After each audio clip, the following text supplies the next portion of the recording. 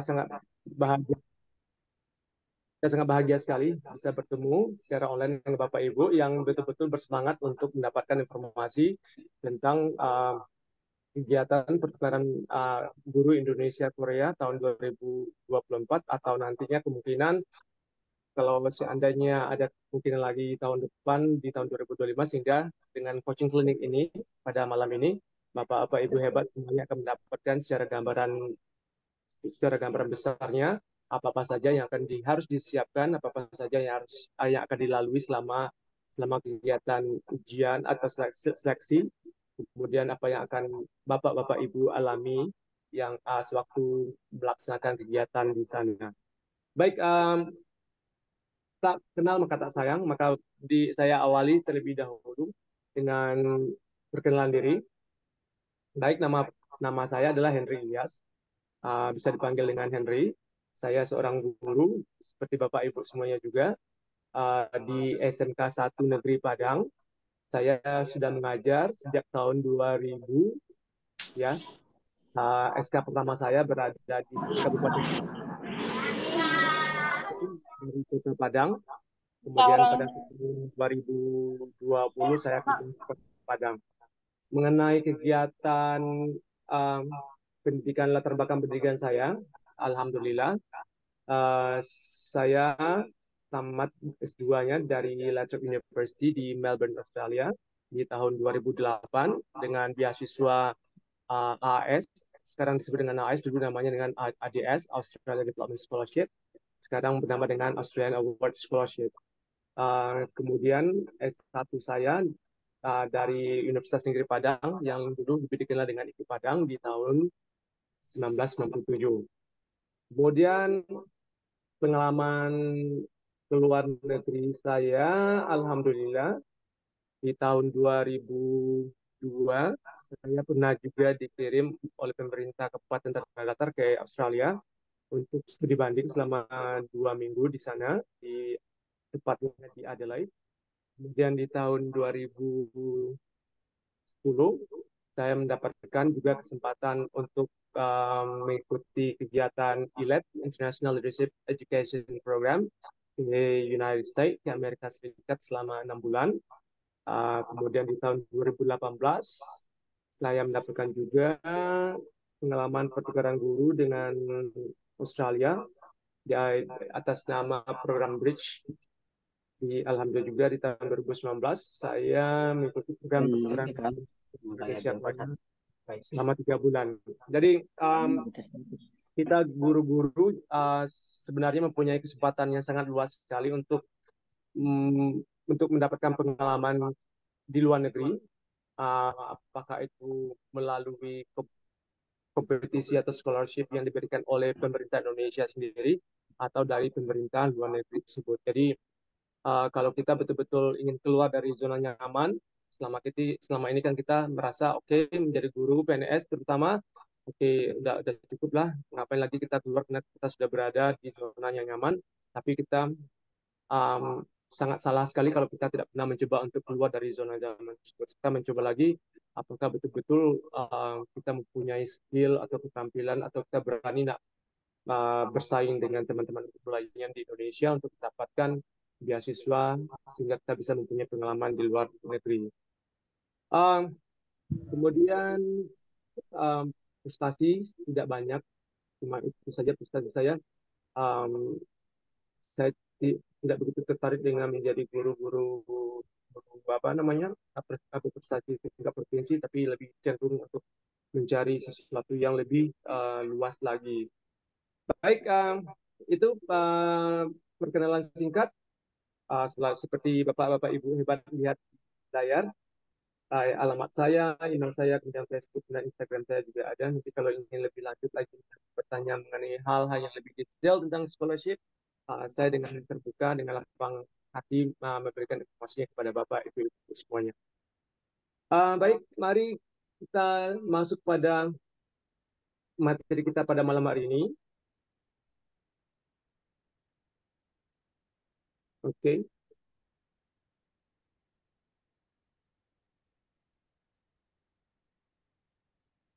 Um, Kegiatan pertukaran guru Indonesia Korea sebenarnya sudah dilaksanakan sejak tahun 2011 oleh pemerintah Indonesia, Kementerian Pendidikan dan Kebudayaan pemerintah Indonesia dengan bekerjasama dengan APSU dan Ministry of Education di Australia, di Korea Selatan.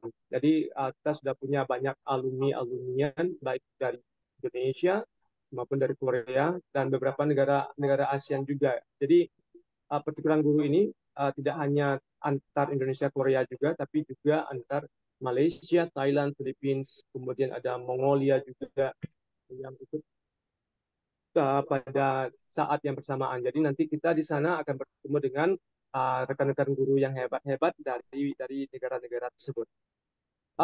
Judul uh, topik kita pada hari ini adalah Chasing Your Dream, atau kita mengejar mimpi. Jadi kita mulai dari semuanya dari mimpi. Saya memulai apa yang saya dapati selama ini adalah dari mimpi saya. Waktu saya kuliah dulu, kebetulan pernah menjadi uh, peserta pertukaran pemuda Indonesia Jepang juga. Jadi dari sana saya mulai membuka cakrawala saya bahwasanya dunia dunia kita tidak hanya Indonesia, tidak hanya Padang, tidak hanya Medan, tapi itu akan lebih luas lagi kalau kita mau membuka horizon kita, wawasan kita, bahwasanya dunia itu sangat luas sekali. Jadi judulnya sekarang adalah Chasing Your Dream. Kita mengejar mimpi kita untuk menjadi guru yang lebih baik, guru yang mempunyai pengalaman yang akan bisa menjadi contoh untuk anak-anak didik kita di sekolah dan di masyarakat di luar negeri. Baik, kita masuk saja ke persyaratannya. Kegiatan IPTEK Indonesia Preparation Program ini dilaksanakan setiap tahun. Jadi dibukanya di sekitar di bulan Januari sampai Februari pembukaan pendaftarannya. Waktu tahun 2020 pas COVID ada, kegiatan ini tetap berlangsung tapi secara online. Dan alhamdulillah sejak tahun 2023, ya 23 kemarin sudah mulai lagi kegiatannya secara offline. Jadi kita betul-betul merasakan bagaimana nuansa kehidupan pendidikan di Korea, dan kita bisa merasakan bagaimana pengalaman kita sewaktu tinggal di Korea tersebut. Persyaratannya mungkin Bapak-Bapak Ibu hebat sudah ketahui bahwasanya yang pertama adalah memang usianya dibatasi sampai 45 tahun, tidak hanya 30 tahun, tapi kayak ini dari umur 25 tahun sampai 45 tahun. Jadi maksimum age-nya itu adalah 45 tahun. Jadi bagi kawan-kawan guru-guru hebat yang sudah berumur di atas 45 tahun, mungkin kita akan mencari kegiatan atau scholarship yang lainnya. Kemudian sehat jasmani rohani itu pasti sekali, soalnya di sana kita akan menghadapi dua musim transisi. Kita akan menghadapi dua musim transisi karena kita akan sampai di sana kegiatannya dimulai di sekitar bulan Agustus, September, Oktober, November. Itu transisi antara panas ke musim panas ke musim semi, kemudian semi ke musim dingin. Jadi ada dua transisi cuaca pada saat kita berada di sana. Jadi betul-betul kesehatan kita, jasmani secara rohani kita, secara mental kita juga sudah siap. Kemudian untuk jenjang guru-guru semua jenjang bisa, kecuali TK, SD, SMP, SMA, dan SMK yang bekerja di Dinas Pendidikan. Jadi untuk yang guru dari Departemen Agama, karena kita berbeda departemen, makanya untuk Departemen Agama itu tidak diterima sejauh ini. Kemudian mempunyai pengalaman minimal mengajar 5 tahun, karena nanti kita di sana mengajar. Kalau kita masih 2 tahun atau 3 tahun itu seperti baru, jadi kita masih mencari jalan, mencari hal-hal yang baru juga yang dalam 5 tahun tersebut. Jadi kalau minimal lebih dari 5 tahun, kemungkinan panitia sudah memastikan bahwasanya Bapak Ibu semuanya sudah mempunyai pengalaman dan bisa mengelola kelas dengan baik. Kemudian berbahasa Inggris, lisan dan tulisan itu sangat penting sekali ya Bapak Ibu ya. Meskipun aktifnya juga tidak begitu aktif, tidak masalah, tapi sekurang-kurangnya kawan-kawan semuanya sudah nanti bisa berkomunikasi dengan teman-teman guru di Korea sana, terutama dengan mentor teacher kita. Jadi kita nanti akan mendapatkan seorang guru mentor yang akan mendampingi kita selama ini, selama kita berada di selama di Korea, di Korea atau di sekolah tersebut selama 3 bulan. Jadi dia akan mendampingi kita semua keluh kesah kita, semua hal-hal yang berhubungan dengan kegiatan-kegiatan di sekolah kita akan berhubungan dengan dia. Jadi umumnya uh, mereka juga bisa bahasa Inggris, tapi bahasa Inggris mereka sangat terbatas sekali juga. Ada yang sangat terbatas, ada juga yang bagus. Jadi karena kita tidak mempunyai basic bahasa Korea yang bagus, makanya bahasa Inggris merupakan suatu media yang sangat dipentingkan di sini untuk berkomunikasi dengan guru mentor kita dan dengan panitia pelaksana di sana yaitu APCU. TOEFL juga sebagai persyaratannya untuk menunjukkan bahwa kita mempunyai skill di sana. Tidak tinggi-tinggi juga 450. Saya rasa Bapak Ibu semuanya bisa mendapatkan nilai TOEFL sebanyak 450. Kemudian energetik, memiliki keterampilan kesenian, khususnya seni tradisional, kreatif. Dan maksudnya energetik ini betul orangnya betul bisa beradaptasi, bisa menguasai medan, uh, bukan orang yang introvert, yang tertutup, betul orang yang bisa bisa membawa orang orang lain bekerja sama. Setelah itu memiliki keterampilan kesenian dan itu hal yang penting sekali juga karena kita di sana tidak mengajar bahasa Inggris, kita tidak mengajar bahasa Indonesia, kita tidak mengajar matematika, tapi kita lebih di sana adalah mengajarkan budaya Indonesia, uh, seperti makanan, tarian, tradisi-tradisi yang ada di Indonesia, culture budaya, kemudian itu yang kita ajarkan kepada siswa-siswa di sana, yang kita perkenalkan kepada mereka. Jadi kita tidak mengajarkan latar belakang pendidikan kita. Seperti saya latar belakangnya adalah bahasa Inggris, tapi saya tidak mengajarkan bahasa Inggris sampai ke sana. Oke, jadi kita dari Indonesia kita sudah harus mempersiapkan diri dengan keterampilan kesenian, budaya, dan orang-orang yang bisa beradaptasi dan bisa bersosialisasi dengan baik dan orangnya sangat komunikatif sekali.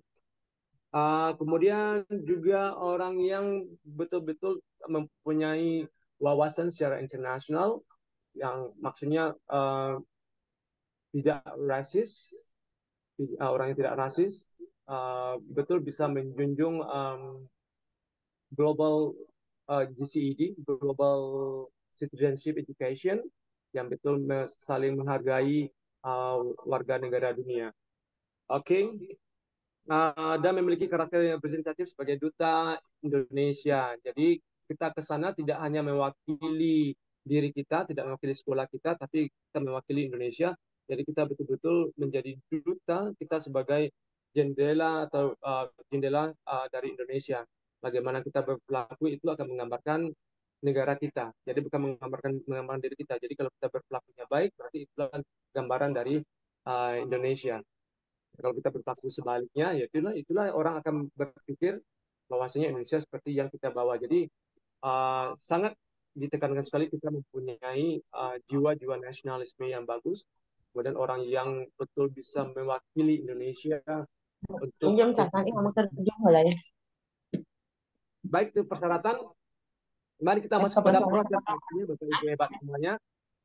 Yang pertama seperti ketahui pengiriman dokumen sebagai persyaratannya, dokumennya mungkin Bapak Ibu sudah membaca mulai dari TOEFL tadi, surat dari dinas, surat dari kepala sekolah, kemudian foto dan seterusnya. Kemudian setelah pengiriman dokumen ke Jakarta, kemudian seleksi administrasi, apakah Bapak Ibu nanti betul-betul sesuai dengan apa yang mereka minta secara administrasinya setelah membaca dokumen-dokumen dan CV curriculum vitae yang Bapak Ibu kirimkan. Uh, Waktu kami dulu ada 300 orang guru yang mengirim dokumennya dan yang lulus untuk seleksi administrasi cuma 60 orang. 60 orang. Oke. Okay? Jadi tidak semuanya yang mengirimkan dokumen itu akan lulus, tapi mereka akan menseleksi lebih ketat lagi um, kawan-kawan guru yang yang masuk kategori mereka secara administrasi. Setelah selesai administrasi, langkah ketiganya adalah nanti ada seleksi nasional. Bapak Ibu akan diundang ke Jakarta untuk melaksanakan seleksi nasional. Uh, Kemudian semuanya ditanggung oleh pemerintah, mulai dari tiket PP, kemudian akomodasi dan seterusnya itu akan ditanggung oleh kementerian. Setelah seleksi nasional, Bapak Ibu pulang lagi, kemudian nanti ada pengumuman hasil dan keluar blab sekitar 12 orang. Sewaktu kami dulu ada 12 orang, yang tahun 2023 ini sekitar 8 orang. Yang tahun sekarang kami tidak ya belum mendapat informasi berapa orang yang akan lulus untuk menjadi wakil Indonesia untuk pertukaran guru Indonesia Korea. Setelah lulus pengumuman hasil pengurusan dokumen yang akan dibantu oleh kementerian. Jadi Bapak-Bapak Ibu hebat semuanya nanti akan mempersiapkan dokumen-dokumen yang diminta oleh orang kementerian, oleh tim panitia di sana. Setelah tersebut dari oke, kemudian ada pre-departure training, ada pelatihan sebelum keberangkatan. Jadi nanti akan ada pre-departure trainingnya, mempersiapkan apa-apa saja yang akan dibawa, kemudian penampilan-penampilan yang akan dilakukan di Korea, kemudian menyamakan visi misi antara tim Indonesia dari berbagai provinsi tersebut. Kemudian akhirnya setelah PDT kemudian akan berangkat ke Korea. Oke, dan maka kita akan bersiap-siap menjalani kehidupan selama 3 bulan di Korea. Baik, mari kita masuk pada materi seleksi. Dan ini yang sangat krusial sekali bagi Bapak Ibu harus perhatikan. Waktu kami dulu ada 5 seleksi yang dilaksanakan dalam 1 hari. Jadi betul-betul padat merayap. Jadi mulai dari pagi jam 8 kita akan pindah ke meja 1, ke meja 2, ke meja 3 sampai ke meja 5, sehingga betul-betul di sana diminta ketangguhan kita dan rasional kita, apakah kita masih bisa sanggup untuk lanjut atau tidak. Kemudian di sana kita diuji lah endurance kita, daya tahan kita dalam seleksi 1 hari tersebut sampai malam, dari pagi sampai malam. Oke, seleksi yang pertama adalah waktu datang kita akan seleksi bahasa Inggris. Bahasa Inggris itu adalah bahasa Inggris secara tertulis. Nanti akan diberikan soal sebanyak 40. Jadi Bapak Ibu dan teman-teman hebat semuanya akan menjawab pertanyaan-pertanyaan dalam bentuk reading, dalam bentuk bacaan, dan percakapan yang diberikan. Macam seperti soal-soal yang kita berikan kepada anak-anak kita, pada siswa-siswa kita. Oke, selanjutnya tes potensi akademik atau tes TPA atau psikologi tes, psychology test. Mungkin Bapak-Bapak Ibu sudah pernah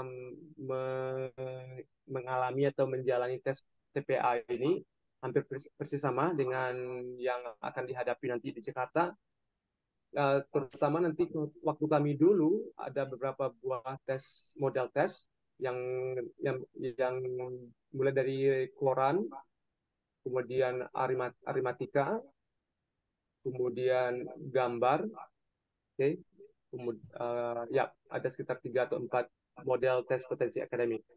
Setelah itu lanjut dengan focus group discussion, yaitu Bapak-Bapak Ibu hebat semuanya nanti akan dibagi ke dalam beberapa grup, kemudian akan diberikan semacam topik dan kita mulai diskusi di sana. Nanti mereka akan melihat bagaimana kita berinteraksi dengan kawan-kawan di sana, bagaimana kita mengambil keputusan, memberikan keputusan, melihat psikologi kita, melihat emosional kita ketika kita berhadapan dengan ide-ide yang tidak sesuai dengan pendapat kita. Jadi mereka akan menilai di sana apakah kita bisa menjalani semua itu dengan baik atau tidak.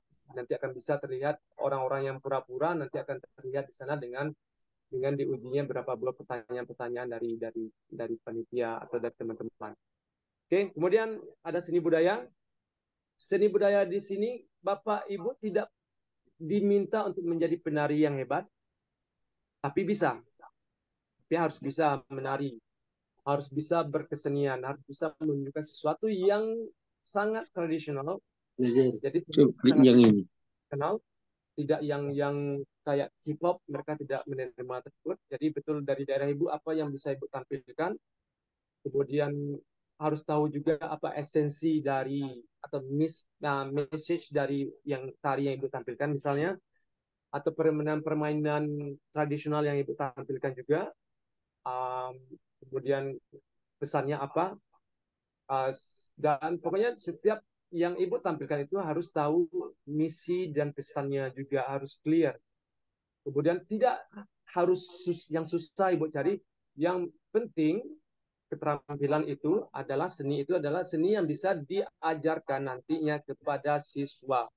Jadi yang ibu bawa tersebut bukan untuk not for you, bukan untuk ibu atau bapak-bapak, tapi yang bawa itu yang kita tampilkan itu adalah yang akan kita ajarkan kepada siswa-siswa di sana.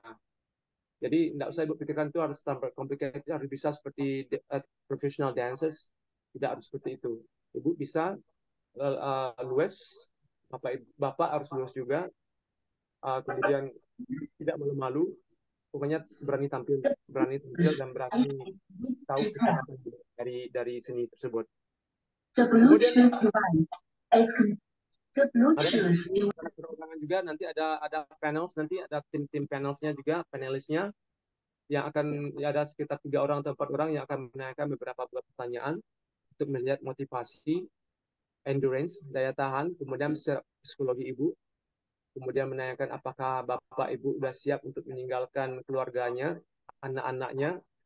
Mungkin ada pertanyaan-pertanyaan seperti itu yang akan ditanyakan lebih fokusnya untuk melihat apakah bapak ibu betul-betul sudah siap atau tidak untuk pergi selama 3 bulan.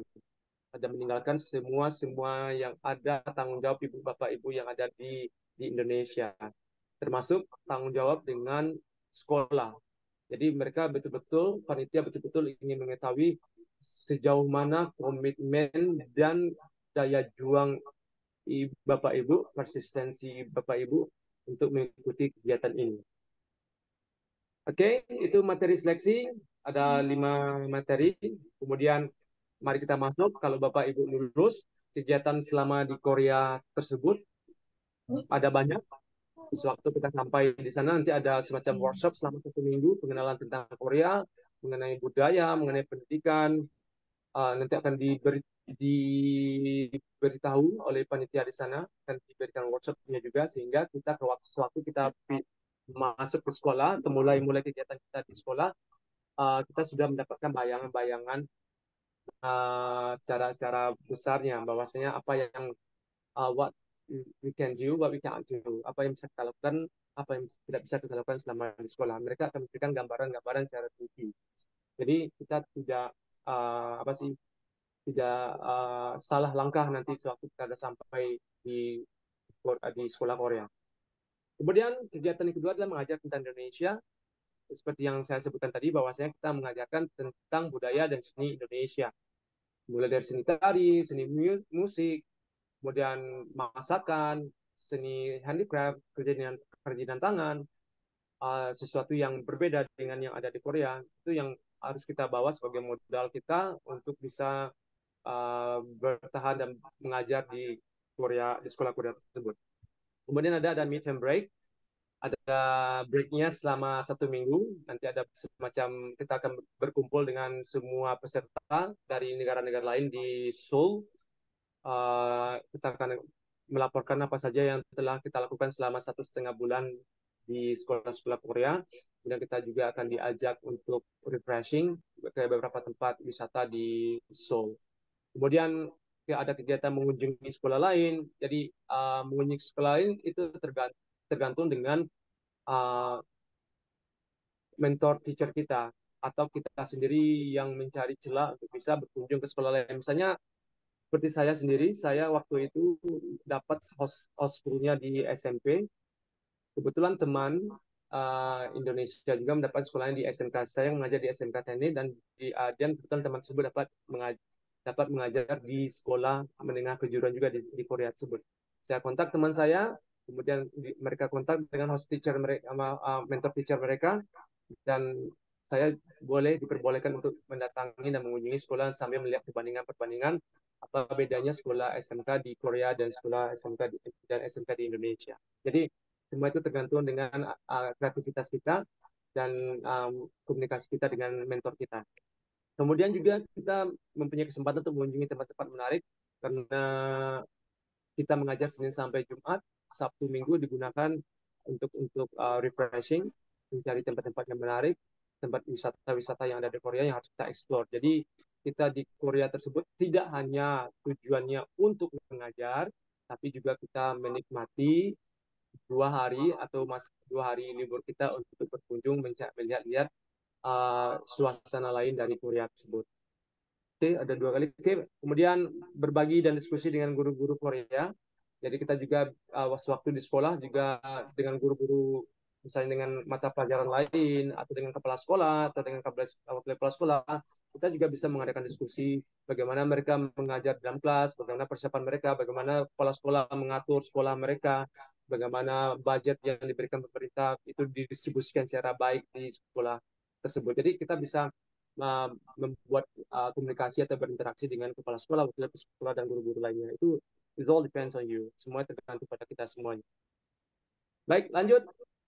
Apa saja fasilitas yang diberikan oleh Indonesia dan pemerintah Korea? Yang pertama, kita akan difasilitasi dengan visa, single entry visa. Jadi single entry visa ini visa sekali masuk. Jadi kalau kita ada, misalnya ada kemalangan atau sesuatu yang harus kita kembali ke Indonesia, kemungkinan besar kita tidak bisa lagi balik ke Korea untuk melanjutkan program. Karena visa yang diberikan cuma 1 kali, kecuali kita yang mengurus visa tersebut. Mengurus visa itu lumayan lama. Jadi kita hanya diberikan single entry visa, bukan multiple entry visa. Kemudian kita diberikan tiket PP, tiket pulang pergi, return tiket, tiket dari provinsi ke Jakarta, Jakarta ke Korea, Korea Jakarta, Jakarta ke tempat kita lagi. Jadi kita diberikan tiket economy class. Kemudian kita diberikan oleh pocket money, uang saku juga. Uang saku dari Indonesia juga akan diberikan uang saku. Kemudian di Korea kita akan mendapatkan uang saku per bulan, lumayan, lumayan cukup untuk hidup di sana. Bahkan bisa lebih kalau kita bisa berpandai-pandai mengelola, memanage uang tersebut. Kemudian kita juga diberikan apartemen selama di Korea. Kita disebut dengan apartemen. Bagaimana kita belajar? Ya, sebelum kita mulai belajar. Oke, kita kena diberikan apartemen secara gratis oleh semua listrik, air, gas, semuanya itu ditanggung oleh panitia. Jadi kita masuk ke apartemen itu, kita tidak ada bayar apapun. Uang yang diberikan adalah untuk biaya untuk living cost kita di sana. Oke, kemudian kita untuk apartemen kita diberikan 1 orang 1 apartemen, 1 ruang, 1 ruangan. Kemudian tidak gabung dengan teman. Jadi kita mempunyai privacy sendiri-sendiri. Jadi 1 orang 1 apartemen, 1 kamar. Kemudian kita juga diberikan health insurance, asuransi kesehatan. Mudah-mudahan selama kita di sana kita tidak ada masalah dengan kesehatan. Makanya dari awal-awal di Indonesia kita juga harus memberikan medical check up kita, general medical check up, medical check up secara umum, secara keseluruhan. Apakah kita tidak apakah kita tidak mengalami sesuatu, tidak ada bakteri yang ada di dalam tubuh kita, atau kita membawa benih-benih penyakit. Jadi kita masuk ke Korea sana betul-betul kita dalam keadaan sehat walafiat. Thank you very much. Cukup presentasi saya dan informasi yang saya berikan. Mudah-mudahan bisa bermanfaat buat kita semuanya, buat Bapak Ibu hebat yang akan mencoba kegiatan ini, Indonesia Exchange Program, Indonesia Korea Exchange Program di tahun-tahun berikutnya. Jadi udah bisa Bapak Ibu persiapkan apa sih kekurangan saya, apa sih yang harus saya perbaiki, apa sih yang harus saya melengkapi lagi secara dokumen, secara papers atau secara bahasa Inggris dan lain-lainnya. Baik, cukup. Assalamualaikum warahmatullahi wabarakatuh. Dikembalikan kepada moderatornya. Terima kasih. Waalaikumsalam. Terima kasih Bapak Henry Ilyas yang sudah menyampaikan pengalamannya.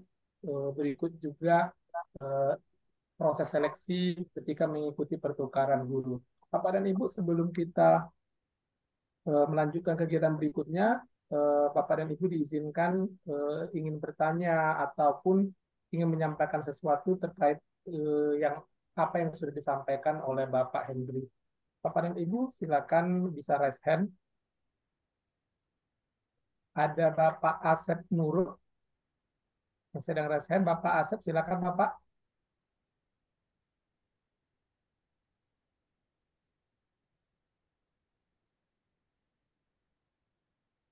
Oke, Bapak Asep.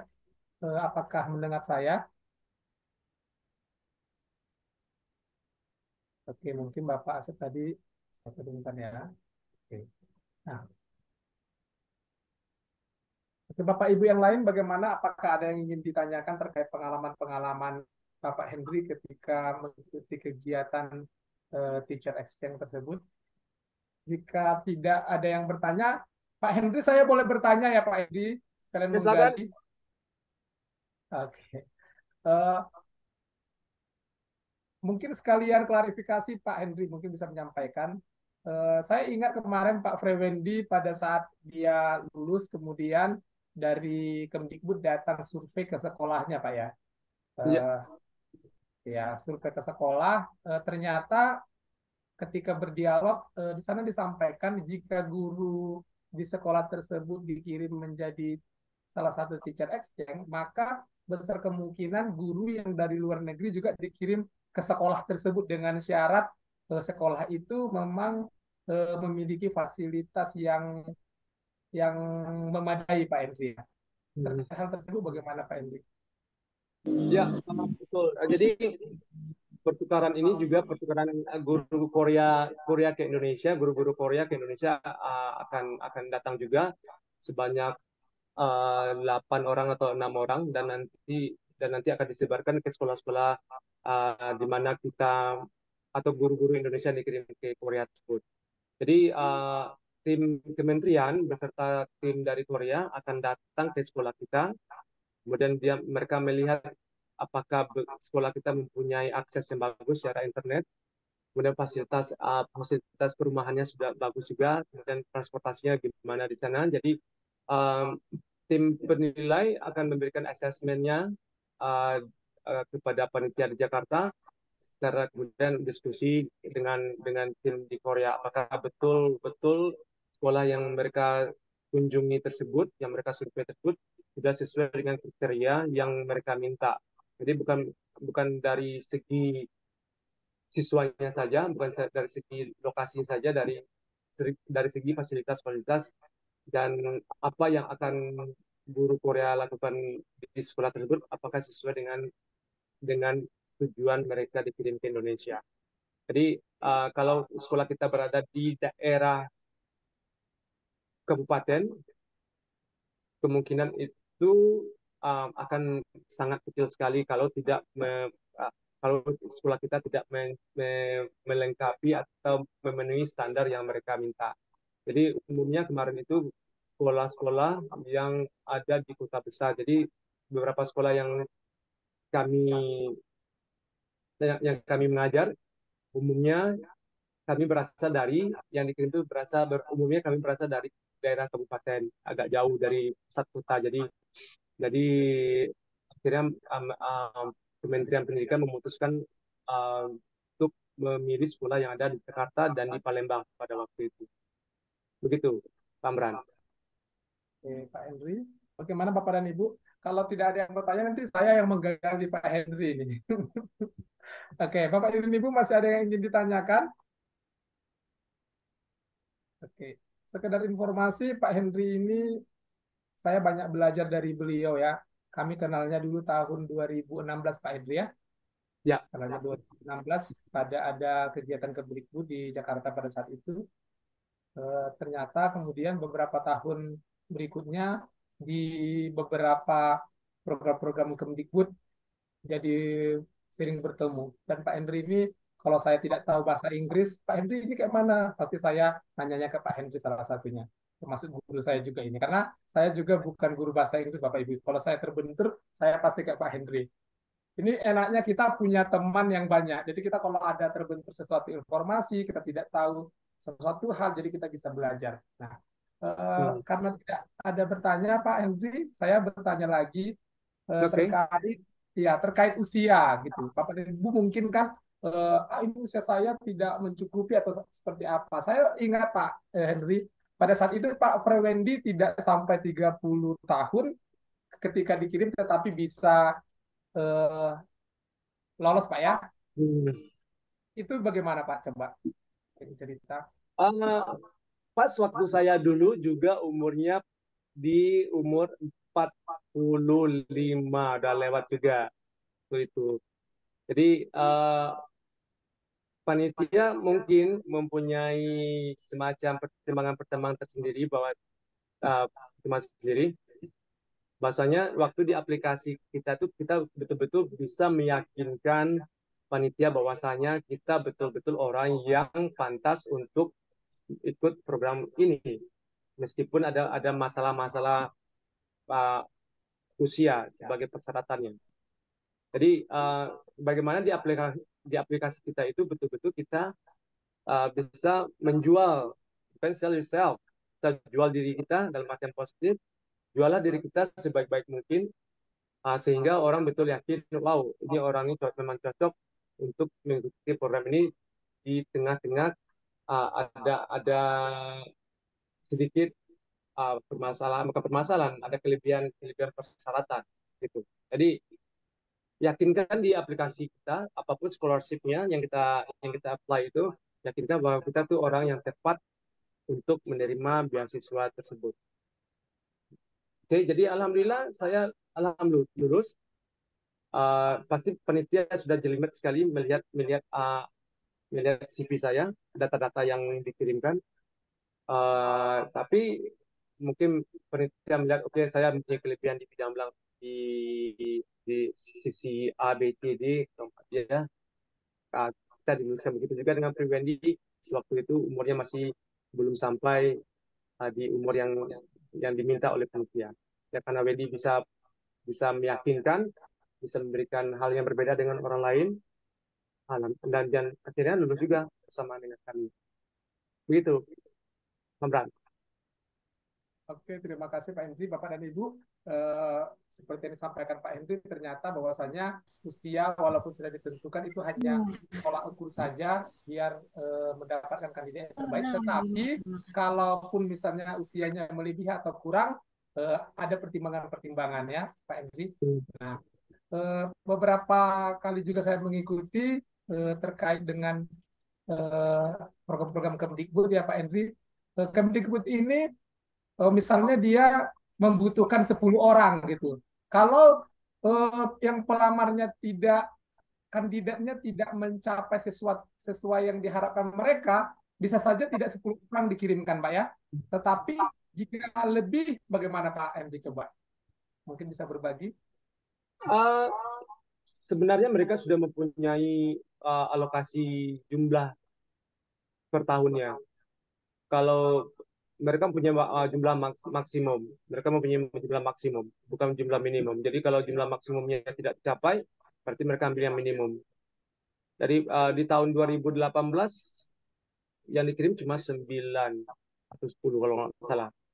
Pas di waktu waktu batch kami itu ada 12 orang. Jadi kan berarti naik. Kemudian di tahun 2023 jadi 9 orang. 8 orang. Jadi tidak banyak. Jadi tergantung dengan budget yang mereka alokasikan untuk keberangkatan tersebut. Lagi pula jumlah peserta dari setiap negara itu tergantung berapa negara yang ikut pada tahun tersebut. Jadi kalau makin banyak negaranya ikut, berarti semakin kurang kuota untuk masing-masing negara yang lainnya. Begitu. Oke, Bapak dan Ibu. Yang ingin bertanya, Bapak dan Ibu bisa raise hand. Atau mungkin menanya hal-hal yang lain juga boleh ya Pak ya. Ya boleh, silakan. Wawasan bisa raise hand Bapak dan Ibu. Jika tidak ada, nanti kita akan mengakhiri sesaat lagi kegiatan kita terkait coaching klinik tentang pertukaran guru. Mengapa kegiatan ini disampaikan? Yang saya rasakan seperti ini Pak Henry. Banyak guru-guru di daerah sebenarnya dia ingin mencoba, tetapi tidak ada yang memandu gitu Pak ya. Nah, dia memulai gitu. Jadi dengan ada kegiatan ini diharapkan tumbuh motivasi terhadap Bapak dan Ibu, kemudian langkah-langkahnya seperti apa gitu. Mungkin bisa Pak Hendri atau Bapak Ibu Pak Perwendi nanti bisa memandu gitu. Itu yang diharapkan dari kegiatan ini. Jadi Bapak dan Ibu dicoba saja seperti yang Pak Hendri sampaikan di awal tadi, keluar dari zona nyaman karena masih banyak program-program Kemdikbud yang lainnya yang mungkin bisa dicoba ya Pak Henry. Ya, Oke. kemungkinan lebih besar peluangnya adalah dari teman-teman guru yang berada di kabupaten. Jadi kayaknya kementerian itu akan memberikan peluang atau chance yang lebih luas lagi untuk bisa lulus itu pada teman-teman kita yang berada di kabupaten. Apalagi yang misalnya SMA atau SD-nya di daerah yang agak agak jauh dari pusat kota. Jadi semacam memberikan peluang untuk memberikan atau memperluas wawasan dari teman-teman guru yang akan memberikan impact-nya yang sangat luas sekali pada anak-anak murid dan lingkungannya. Jadi makanya yang banyak itu mereka ambil itu daerah yang agak-agak di kabupaten kota tersebut. Jadi kalau kita berada di kabupaten kota, jangan sia-siakan kesempatan ini, peluang-peluang ini, baik beasiswa yang lainnya, Bapak Ibu, baik beasiswa yang ADS atau AS atau yang di Fulbright atau yang dari Belanda, Netherlands atau ada NEC, banyak lagi beasiswanya. Jadi mereka akan lebih lebih memilih pada calon atau kandidat yang berada di luar pusat kota gitu. Tapi berbarengan dengan kualitas yang kita berikan atau kita presentasikan kepada mereka. Jadi jangan cuma kita dari luar kota kita akan pasti lulus, enggak, tapi harus berbarengan dengan kualitas yang kita berikan. Apa sih kelebihan kita, apalagi yang apa sih yang kita punya yang lebih daripada orang, begitu, paham Ran? Oke, terima kasih Pak Henry. Saya sambil bertanya, sambil menggali, biar informasinya juga mungkin bisa sampai ke teman-teman yang lain, Pak. Ya, oke. Pak Henry, setelah kegiatan orang Bapak, kegiatannya selesai dan dipulangkan ke negara masing-masing, Ya. apakah ada kelanjutan lain gitu atau peluang-peluang lain yang mungkin bisa diikuti para alumninya Bapak? Coba bisa berbagi cerita. Oke, untuk setelah kegiatan kita mempunyai juga follow up actionnya. Jadi kita juga bisa bekerja sama lagi dengan sekolah partner kita, semacam online learning juga kita bisa buka dengan mereka. Kemudian juga alumni juga mempunyai kesempatan untuk kembali ke Korea dengan mengikuti uh, kompetisi-kompetisi yang diadakan oleh ACU sebagai UNESCO. Jadi kita akan bisa lagi ikut um, workshop yang dilaksanakan berbarengan dengan kegiatan ICTEP atau Indonesian Korea Teacher Action Program di tahun berikutnya itu. Jadi kalau saya terhambat dengan uh, level level level sekolah karena SMP dan SMK itu sangat jauh sekali, tidak agak susah untuk mengadakan kerjasama.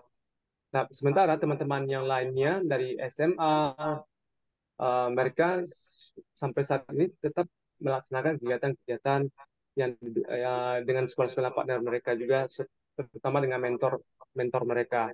Jadi ada beberapa teman yang masih keep in touch, masih mengadakan kegiatan-kegiatan yang yang semacam follow up dari kegiatan yang mereka ikuti. Begitu. Jadi uh, kemudian kementerian juga mendukung dan memberikan peluang-peluang juga kepada uh, alumni untuk mengikuti yang online program juga. Jadi waktu offline, kegiatan pertukaran guru offline, kementerian juga mengadakan kegiatan online teacher action dengan Korea juga. Jadi alumni juga bisa mengikuti kegiatan tersebut dan akan mendapatkan partner school yang baru lagi. Begitu Pak Amran. Bapak dan Ibu, bagaimana, ada yang ingin bertanya ini, guru-guru muda mungkin yang ingin mencoba kegiatan teacher exchange, bisa mungkin. Oke, di sini ada pertanyaan Pak dari Pak Ibu Rusia. Pak Henry, apa dampak positif di tempat tugas Bapak? Oke, dampak positifnya mungkin tidak secara cepat, tapi mungkin ada step by step-nya, dari secara slow but sure, secara lambat dan pasti. Dari dari disiplin siswa, kemudian disiplin siswa yang saya terapkan lagi kepada siswa-siswa saya, kemudian dari materi-materi yang saya kembangkan yang tidak hanya terpaku kepada textbook, tapi juga kepada materi-materi yang berhubungan dengan GCED, Global Global Citizenship Education, yang yang berhubungan dengan keduniaan secara luas. Jadi materi-materi yang saya bawa ke dalam kelas tersebut sudah saya adopsi dan saya adaptasikan dengan apa sih istilahnya yang bisa berhadapan dengan 21st century, yang abad ke-21. Jadi misalnya saya mengajar bahasa Inggris, saya tidak hanya mengajarkan bacaan-bacaan tentang uh, tentang fable atau cerita-cerita atau tentang misalnya kota, tapi saya lebih mengajarkan tentang seperti polusi lingkungan, kemudian racism, kemudian bercerita mengenai um, pollution. Jadi banyak banyak hal-hal yang saya bawa ke dalam kelas yang yang lebih mengutamakan awareness atau kesadaran dari siswa-siswa kita terhadap lingkungannya, terhadap dunia daerah sekitarnya juga atau dunianya juga. Jadi secara material itu yang saya bawa ke dalam kelas. Jadi tidak monoton kepada materi-materi yang telah disisipkan oleh pemerintah. Saya harus seperti ini materinya now. Tapi saya lebih cenderung membuka wawasan mereka ke yang lebih luas lagi. Kemudian dari positifnya kepada sekolah, mungkin sekolah bagaimana ketahui kita mempunyai batasan dengan budget.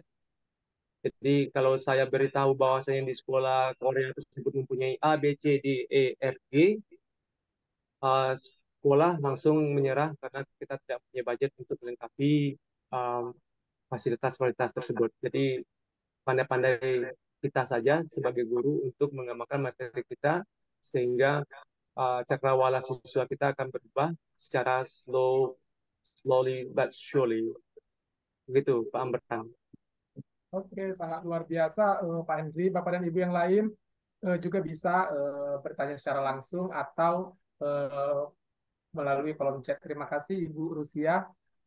Tapi saya juga menambahkan ya sekalian testimoni ini kepada Pak Henry dan teman-teman alumni yang lainnya, bahwasanya kegiatan 2 tahun yang lalu juga pernah membuat kegiatan understanding and comparing ya Pak ya tentang lesson plan ya. Ya, plan. Ya, pada saat itu saya juga mengamati saya juga ikut menjadi pematerinya dan beberapa teman yang lain juga membandingkan bagaimana RPP dari sekolah-sekolah lain, dari negara lain ketika di-compare ke RPP Indonesia. Ketika di sana juga memang akan membuka wawasan kita terkait bagaimana eksekusi mata pelajaran di dalam kelas, karena kita juga banyak bisa belajar di sana. Dan saya yakin ketika kita ke luar negeri, itu akan membuka cara cara berpikir kita, cakrawala berpikir kita semakin terbuka. Kita akan melihat banyak hal ya Pak ya, banyak hal dan itu bisa mengubah mindset kita ya, bisa mengubah mindset kita. Dan saya yakin itu jika ketika kita dikasih kesempatan ke luar negeri, kita bisa melihat beberapa sekolah dan itu bisa kita adopsi di sekolah kita masing-masing yang baik-baiknya ya Pak ya. Oke Bapak dan Ibu, bagaimana? Apakah ada yang ingin digali lagi terkait kegiatan ini pada coaching klinik kita pada malam hari ini? Oke, sepertinya sudah pas Pak Henry. Tapi Pak Henry nanti kalau jika ada teman-teman yang ingin bertanya tentang program-program teacher exchange, bisa bertanya ke Pak Henry ya atau ke Pak Prowendi. Oke. Oke. Bapak dan Ibu, narasumber kita bersedia jika Bapak dan Ibu ingin mengikuti program tersebut dan juga ingin dipandu, bisa langsung ke panitia atau ke Bapak Henry atau Pak Prowendi. Pak Prowendi saat ini belum bisa bergabung karena di Sibolga hujan sangat deras. Bapak dan Ibu mohon maaf, tetapi dalam chatting nanti Bapak dan Ibu yang berminat atau di sekolahnya ingin berminat mengikuti program tersebut bisa kontak dengan beliau. Nah, Bagi Bapak Ibu Kepala Sekolah, menurut saya program ini sangat luar biasa karena ada kesempatan ketika guru dikirim dari sekolah Bapak dan Ibu, maka akan ada guru lain yang akan peluangnya untuk menggantikan mereka di sekolah Bapak dan Ibu dari negara lain. Jika itu digunakan kesempatan, maka akan secara langsung akan meningkatkan kapasitas sekolah Bapak dan Ibu. Nah, tetapi seperti yang disampaikan Pak Hendri tadi, dengan ada persyaratan-persyaratan tertentu, karena sekolah kita juga harus memiliki kriteria tertentu untuk dikirimkan ke Kemdikbud guru dari negara lain, Pak ya. Ya. Ya. Nah, itu bisa meningkatkan prestasi sekolah sebenarnya. Nah, Bapak dan Ibu, demikian kegiatan kita pada malam hari ini terkait coaching klinik pertukaran guru Indonesia dan Korea. Nah, sebelum kita akhiri, Pak, kita sebentar saya baca chat dulu. Ini ada. Oke, tidak ada. Kita mohon bantuan panitia untuk menangkap. Ada ya? Oke, Bapak dan Ibu. Ada mau kita tanya. Oh, ada Pak, silakan Pak. Pak Effendi, silakan Bapak. Iya, terima kasih ya atas penjelasannya. Saya mau nanya ini, bagaimana kurikulum di luar negeri sama dengan kurikulum Indonesia? Kalau kita lihat sekarang kurikulum di Indonesia ini, misalnya saya guru matematika di Humbang Hasundutan. Kalau siswa yang mau mau ujian ke perguruan tinggi negeri, kadang-kadang kita kan heran gitu. Yang kita ajarkan A, yang keluar B begitu. Kemudian ada pelajaran fisika, kimia, biologi, tidak ada di soal itu. Akhirnya si anak juga mungkin jadi kurang bersemangat untuk belajar itu. Kayak mana kalau di luar negeri gimana gitu loh. Oke, terima kasih. Terima kasih Bapak Effendi, silakan Pak Hendri.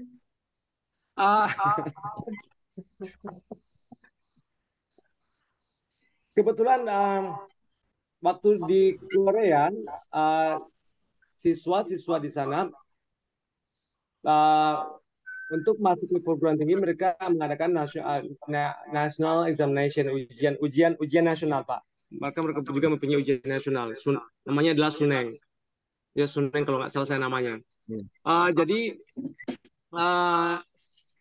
satu hari betul-betul itu digunakan untuk ujian tersebut. Jadi nanti skor yang mereka dapatkan itu yang akan dijadikan sebagai nilai untuk masuk ke perguruan tinggi negeri.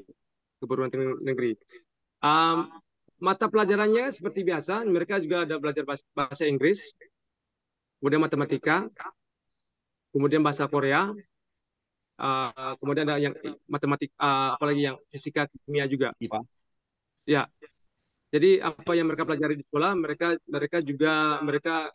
akan ujian yang sama di ujian akhir tersebut.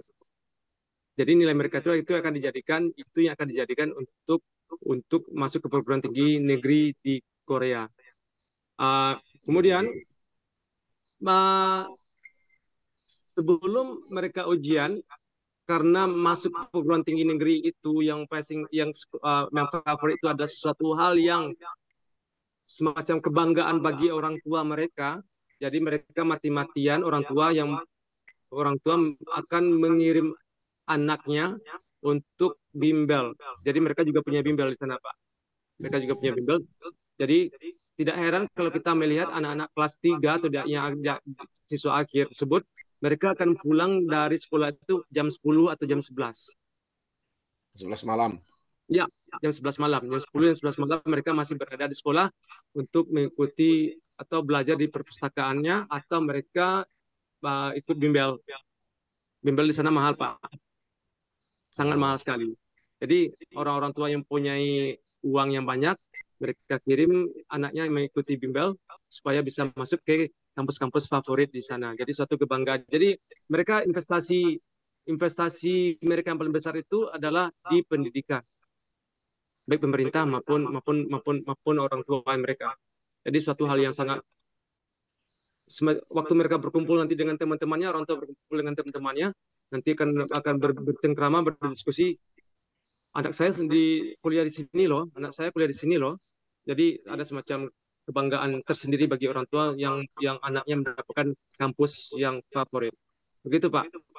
Kalau di Indonesia sekarang, kan berubah 2 Ya, tahun berubah. belakangan ini. Jadi tidak ada lagi yang belajar yang fisika, kimia, biologi, sejarah dan seterusnya itu tidak ada lagi. Jadi Nggak ada. kami tidak tahu apakah dasar dari kementerian untuk merubah pola ujian untuk masuk ke perguruan tinggi. Gitu Pak. Oke. Nah, terima kasih ya atas penjelasannya. Tapi kan kebetulan kita ini guru dari, kalau saya lihat ini mulai dari Sabang sampai Merauke ini. Bagaimana tanggapan kita untuk kurikulum merdeka ini? Begitu. Masa kurikulum merdeka kan ada P5. P5 itu kalau di sekolah kami satu kelas 10 jam per minggu. 10 jam per minggu. Nah, terus itu tadi seperti yang saya bilang, yang pelajaran-pelajaran fisika, kimia, biologi, ekonomi, sosiologi, geografi, semuanya itu tidak ada untuk masuk perguruan tinggi negeri. Nah, kalau masalah si anak yang masuk di perguruan tinggi favorit, Bang, semua di ayo nana Indonesia orang juga pasti asisten ke bangga. salon. Gitu. Ayo mah tuh bisa. Oke, mohon tanggapan dari yang lain. Terima kasih. Ya, silakan ditanggapi. Oke, Bapak dan Ibu bagaimana? Oke.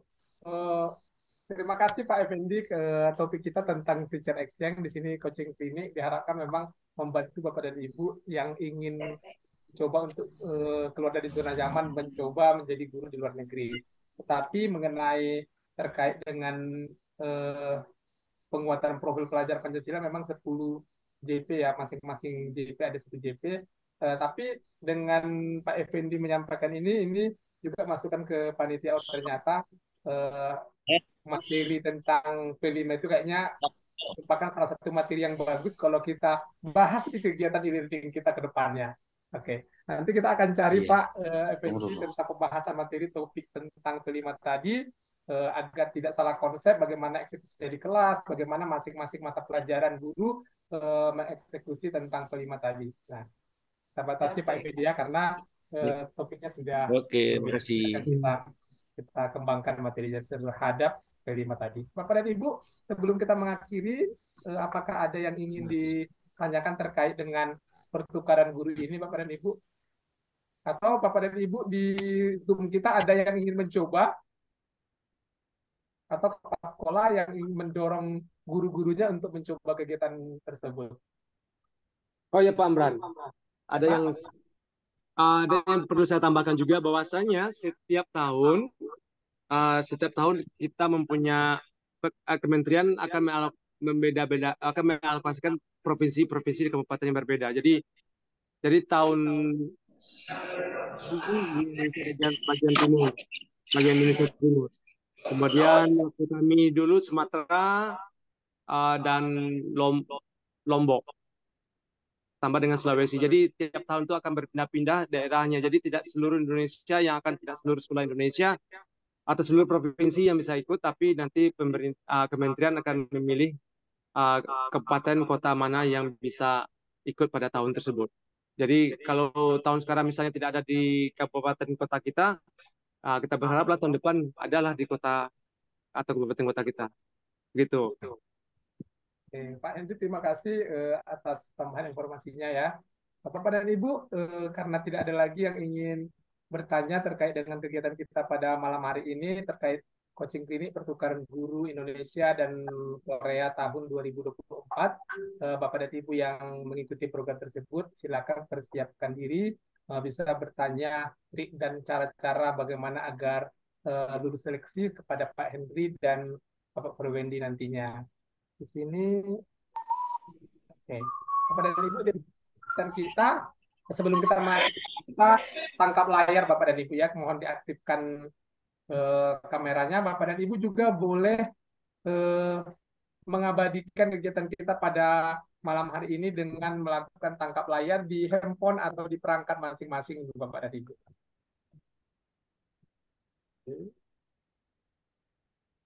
Silakan Bapak dan Ibu, mohon bantuannya. Oke.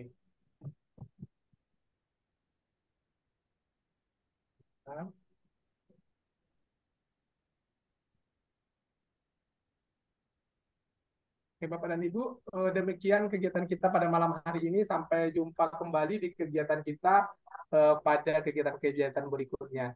Jika ada hal-hal yang kurang atau layanan yang kurang baik atau hal yang tidak berkenan, mohon dimaafkan Bapak dan Ibu, karena kita di sini tujuannya untuk belajar bersama juga. Dan saya ucapkan terima kasih banyak. Terima kasih Pak Henry, terima kasih Bapak Ya, dan Ibu. sama-sama. Terima kasih Bapak Ibu semuanya. Mudah-mudahan tahun depan, atau tahun berikutnya ada yang dari teman di sini yang bisa mengikuti jejak kami untuk mengikuti kegiatan ini.